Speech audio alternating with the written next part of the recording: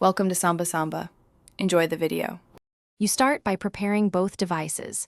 Make sure your Versa 2 has adequate charge and your phone's Bluetooth and location are on. Open the Fitbit app now and tap the account icon to add a device. Once done, choose Set up a device and select Versa 2 from the list.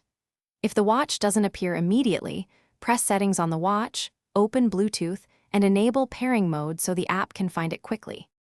You'll now follow the app's on-screen pairing flow, which explains the why as well as the how.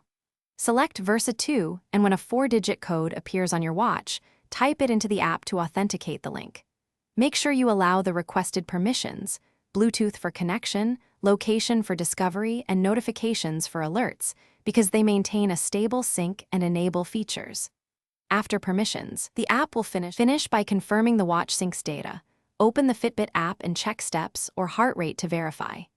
Install any firmware updates the app offers and set notification preferences to suit you. If something goes wrong, try this tip.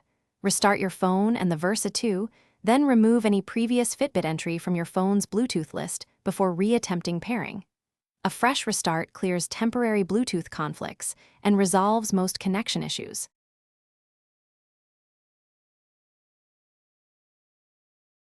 Thanks for watching. Consider subscribing if we helped you.